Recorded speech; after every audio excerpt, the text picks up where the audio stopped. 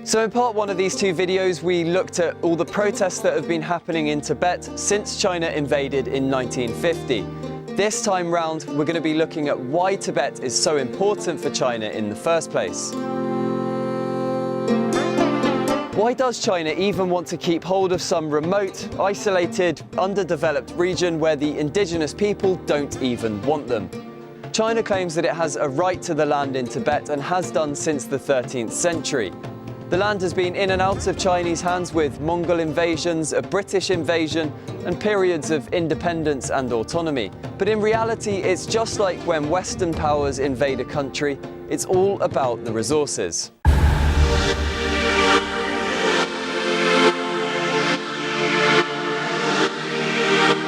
A whopping 47% of the world's population lives in the watersheds of rivers with sources in the Tibetan Plateau.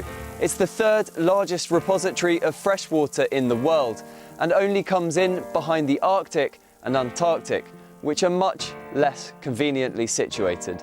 It supplies the Yellow River, the Yangtze, the Mekong, the Brahmaputra, the Sutlej and the Salween. And China is dangerously short of fresh water.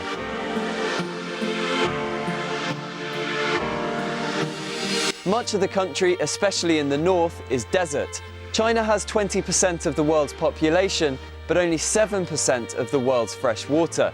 And according to The Economist, in the 1950s, it had 50,000 rivers with catchment areas of more than 100 square kilometers. It's lost a staggering 27,000 rivers, mostly as a result of exploitation by farms and factories. The Chinese have long held plans for dams, hydropower and rediversion projects to help aid its water shortages. And for a long time, their eyes have been on Tibet's water resources. But it's not just water. In 1999, an area of Tibet equal in size to California, Texas and Montana combined was geologically mapped. It found 16 major deposits of copper, iron, lead, zinc and other minerals worth around $130 billion at the time. In 2006, China opened a railway to Tibet. It's brought tourists into Tibet, but it's also brought miners, prospectors, developers, entrepreneurs and Chinese immigrants. China was excited by the finds, believing it would relieve its dependency on imports and develop their economy.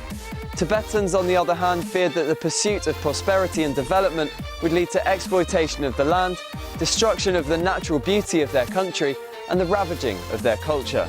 But let's go full circle.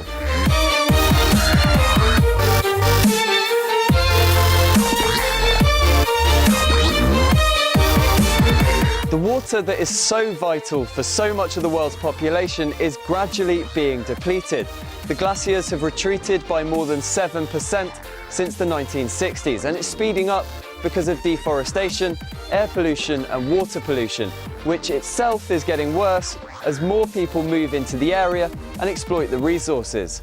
China's water management projects have diverted water away from countries further downstream. China's built more dams in the last 50 years than the rest of the world combined. And there are already predictions that it will lead to major environmental and water security problems for China's near neighbours.